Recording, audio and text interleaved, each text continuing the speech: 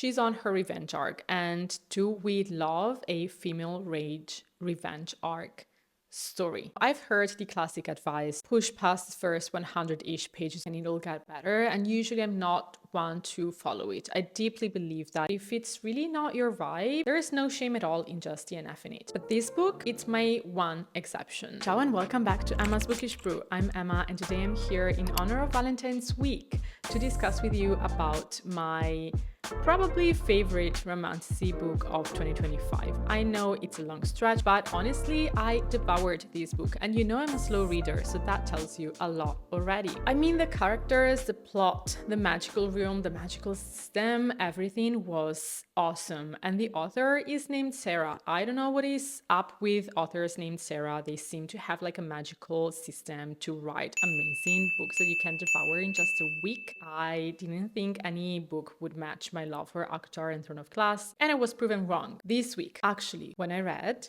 When the Moon Hatched by Sarah A. Parker. I know that this is a little bit controversial. It got some very positive reviews and also some quite negative reviews on the internet. And so I'm here to just delve deep into the plot, the characters, why I loved it, my favorite quotes, what I didn't like. There is not much, to be honest. And to see if this book might be a wonderful match for you guys too. And also let me tell you something, because the love that I feel for When the Moon Hatched was literally a slow burn.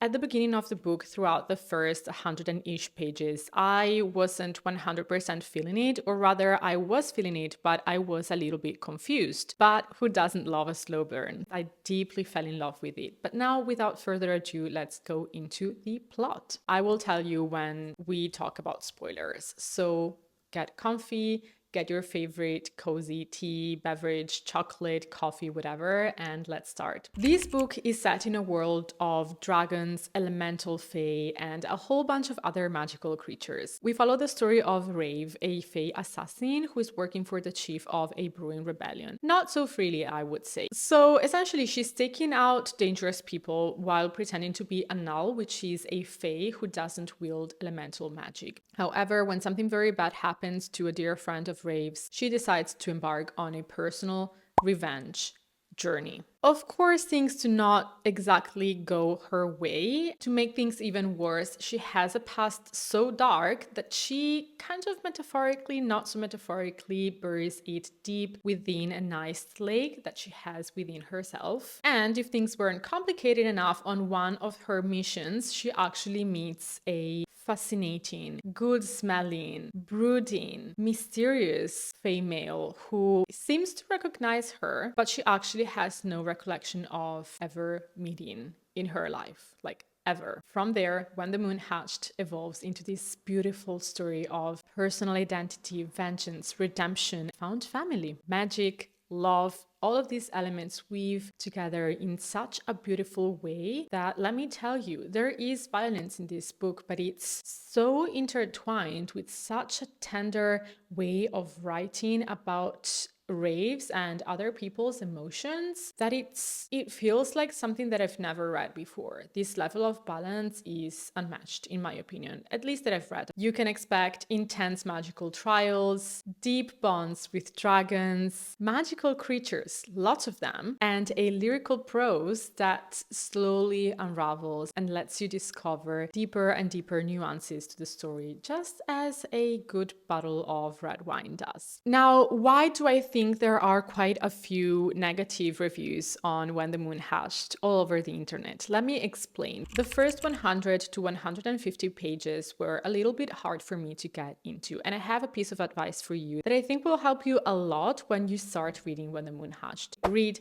the glossary first. I made the mistake of skipping the glossary because I was fearing that I would get some spoilers about the story, and it turns out it would actually have helped me a lot to get to know the magical realm, because the first 150 pages are a lot of heavy world building. It can get a little bit confusing, and the glossary will help you a lot. Now, bear in mind, so in my edition, I do have the glossary at the end, right after the family tree. Second piece of advice, skip the family tree. There's a lot lot of beauty and also mystery involved with discovering who each character is. And for that reason, I will also advise to skip the character guide just because I think there are quite a few spoilers in there. So read the glossary, skip the family tree and keep it to the end, as well as the guide to the characters. This is my advice for you to really enjoy When the Moon Hatched from the start, not getting too much caught up into the world building or getting confused by it, but rather savoring it until the story beautifully evolves into what we know as a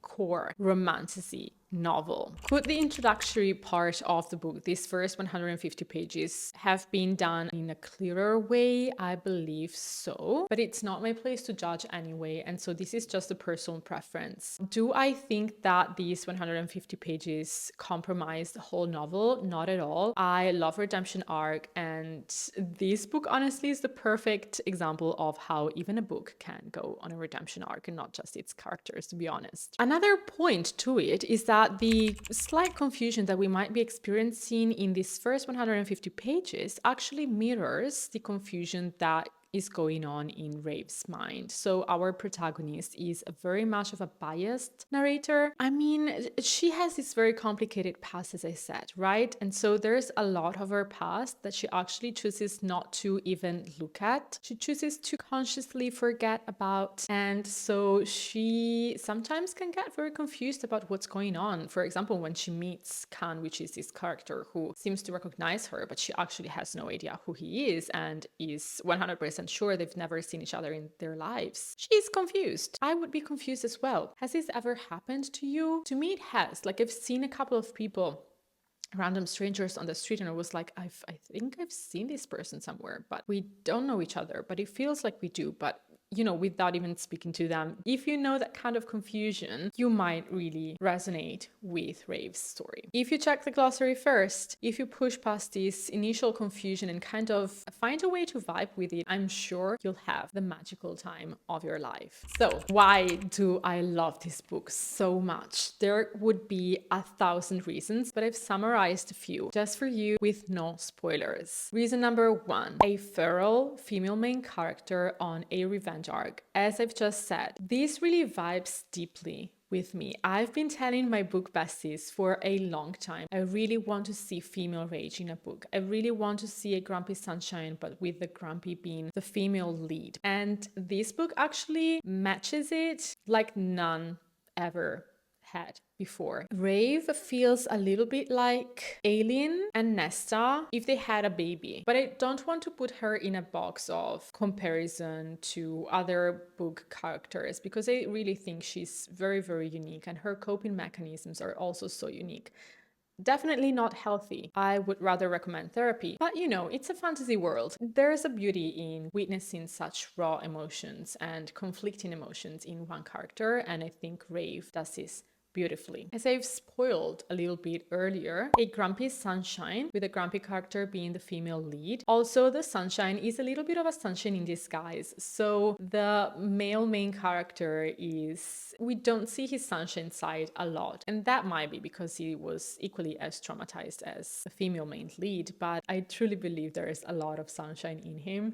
And it's kind of fun to see their dynamics. Just trust me on this. The banter is also great. I really loved it. Moving on to this, we have a pining male main character. I'm not even joking. He cooks for her. He has major daddy energy, and let me tell you, the way this guy knows our protagonist, it's unmatched. I've seen some people complaining about the chemistry or the love story having no reason for existing in this book. I wholeheartedly disagree with this. I cannot tell you more as of why I'm disagreeing at this point of the video because I don't want to put spoilers already, but let me just tell you, the pining has a reason and it struck deep to my heart, honestly. Like, I was picturing Mr. Darcy, and you know, it's a completely different situation, a completely different language, a completely different type of dynamics, but in my opinion it's kind of the level of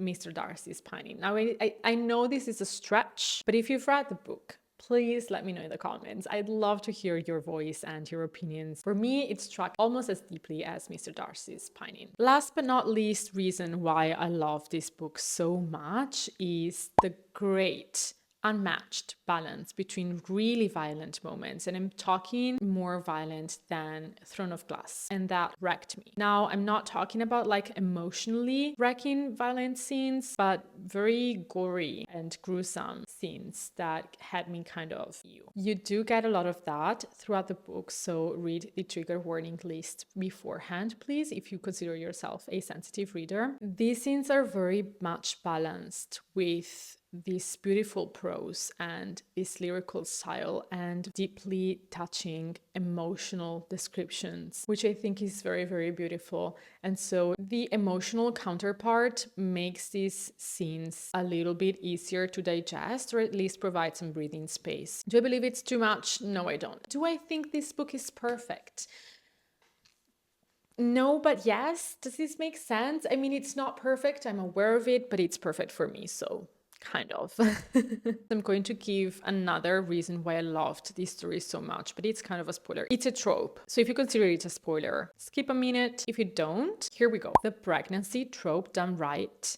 I would have never thought this day would have come where I'm not like ewed by the pregnancy trope. If you love it, great for you. I'm not judging, but for me, I'd never quite enjoyed it. But in this story, it fit perfectly. It fits so perfectly that I'm now considering giving this trope a second chance. Yes, you've heard it right. So nothing else to add to that. Moving on to the world building and a little bit more of the story. Again, this is spoiler-free territory. We have, and I'm looking at my notes because sometimes your girl needs to rely on her notes. So we have this magical world that is divided into 3 kingdoms, each ruled by 3 brothers. We have the Burn, which is up north, and it is a sun-scorched land. It's home to the Saberscythe dragons, who are massive dragons. They're very powerful and quite unpredictable. Then in the center we have the Fade, which is foggy marshlands. It's home to the Molten Maw dragons, which are slightly more stable than the Saberscythes, but still, of course, deadly. And this is also where Rave's story begins. And then far south we have the Shade, which personally is my favorite. It's a land of endless winter and it's dark. It's home of the Moonplume dragons, which are ethereal creatures with glittering black eyes, and they're also very deadly. Now, in this world, I don't know how I feel about that. Some Fae venture into the dragons' hatching grounds to steal one of their eggs. If they can hatch, take care of the dragon and raise them essentially, then they can try to bond with the dragon, and this creates a very powerful and deep bond between the animal and the Fae. This is if they survive the process, because of course, if you're stealing a dragon's egg, no way Mama Dragon is going to give you a simple life. Another very unique point to this is that when a dragon dies, if they can, they fly very high up in the sky and they solidify into a moon, a shining moon. So in the sky, you can see a lot of moons, and the story happens after one of these moons actually falls down to the ground. Intriguing, mysterious. Why did it happen? What is going to happen next? How is this going to change the dynamics of these characters and these worlds? And how does that work? Very cool. You're going to find that out throughout the book, and you're not going to be given easy answers. Now, this book definitely starts off as a high fantasy. The vibes are there. And after that, it really switches to a more typical romantasy world building and storytelling as well, which personally I didn't dislike. I love a good romantasy. I'm not going to complain about having a lot of interactions between the characters. This is not like the typical romantasy where the characters meet, there's a lot of tension between them, there's a lot of banter, they stay together, they live together, and the story evolves in that way, We have romantasy, which is really packed with trials and, may I say, individual character evolution, especially as regards Rave. So we don't see Rave just like the female main character who falls in love with this person and then evolves based off of her love story. We see Rave really struggling with her own identity and her own vendetta and her own desires. The romance really slowly takes the central role in the story, which I really appreciated. And also the story unravels in a very unique way. So you have Rave's chapters, it's mainly her POV. We have some other POVs throughout the book, but they're very scarce, which I really appreciated. I think it's really unique and it's not easily done. And Rave's chapters are alternating with some diary entries from 130-ish years before the time where Rave is living right now, like in the present moment of the story. These diary entries are by a very young girl. I think she is 8 to 9 years old in the first diary entries and then progress until she's like 20 something. And it's very interesting because it gives a lot of breathing space, but also it slowly starts giving you a lot of information about the world in a very subtle way. So it was very well done in my opinion, and it keeps you trying to guess what is going to happen next, how these two storylines intertwine. Are they connected? Are they not? There's a lot to uncover there. Now, as I've mentioned, but I want to make this extra clear, trigger warnings. It really much depends on your taste. As much as I adore this book,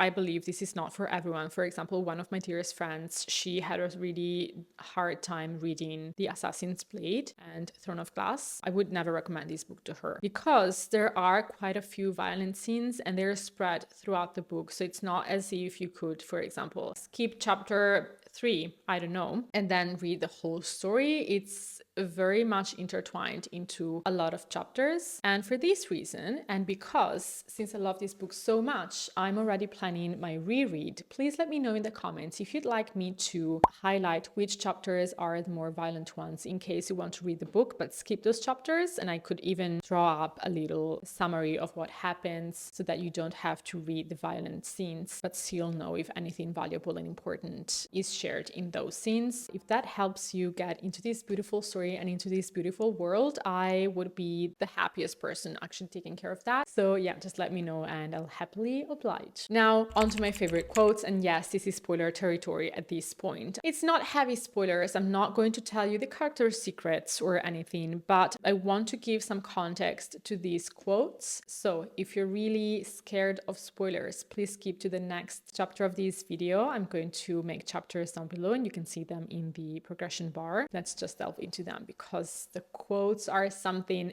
else. So quote number 1, that if you've read Akotar, I'm sure you'll love. The male main character says this to Rave. Now, I don't know if it's because in Akotar, which is one of my favorite books ever, making soup for your mate or partner has a very strong symbolic meaning. But for me, like even just having the male main character really take the time to cook a meal for her, it's just so cute way for him to show his love. And to give you some context, at this point of the story, Rave really doesn't, it's not that she doesn't trust him, but she doesn't trust herself with allowing herself to feel these feelings, to feel love, or to even give love a chance. And so she's very reluctant to just enjoying some trivial moments as eating the soup that this guy has cooked for her together without any friction, just enjoying a meal together. She doesn't even allow herself to do that. And so she's trying to kind of find a way to argue about, yeah, but what do you truly want from me? Like nothing comes for free. You're not here to cook me soup. You're here for some other reason. And he's not in the way she is expecting him to. For me, this simple quote is just so cute.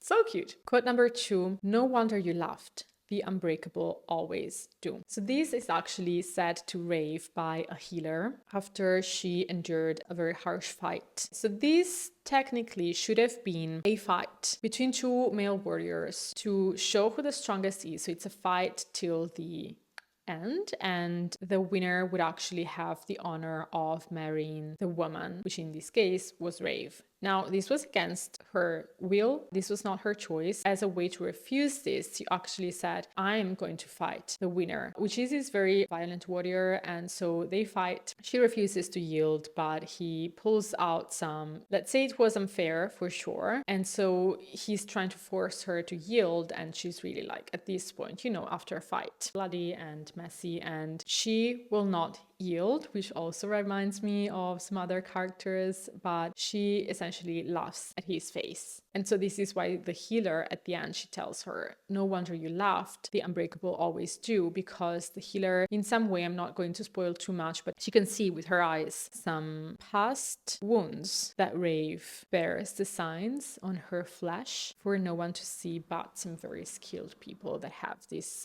magical power. And so the healer actually realizes, wow, you've been through a lot, and no wonder you had this type of reaction. Yeah, Rave's story is intense. Now, onto a more sassy quote. This is definitely one of my favorites, and it's from another moment when Rave is really trying to work around the idea of the male main character being ready to really sacrifice for her and help her with no expectations in return. She doesn't feel worthy of this type of love and attention and help. She is trying to shy away from it as a way to not to protect herself, but to protect the people that love her. This is not like a fantasy she tells herself. It's definitely a fear based off of her complicated past, but she thinks that only bad things like wait for the people that actually show her love. And so she chose this very difficult and lonely path for herself in her life because she doesn't want to be the cause of someone else's suffering. And he just doesn't care and doesn't accept this, but not in a you're wrong, I'm staying even if you don't want me to type of energy. He always has this attitude of,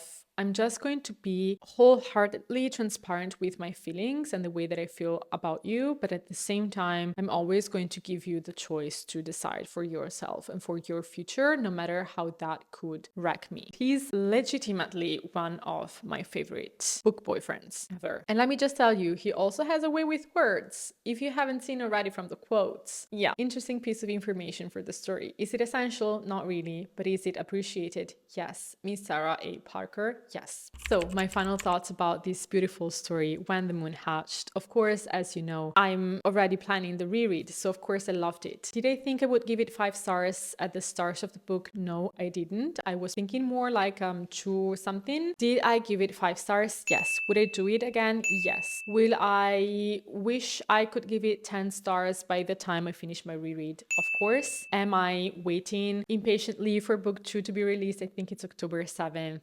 Yes, I am. I really appreciated this story. I think it brings some unique elements and some unique twists as well to very popular tropes that are some of my favorites. And it made me love things that I don't usually love in books. We all love a good twist in a story, and I do love a good twist in my story of reading books. I feel like this book really changed my relationship with reading. And yes, it sounds a little bit dramatic, but I don't care. That's the truth. Thank you so much for joining. If you enjoyed this video, give it a thumbs up, subscribe, share it with your book bestie. Let me know in the comments what you think of When the Moon Hatched, if it's on your TBR, if you've read it already, and stay tuned for another video next Sunday. Bye!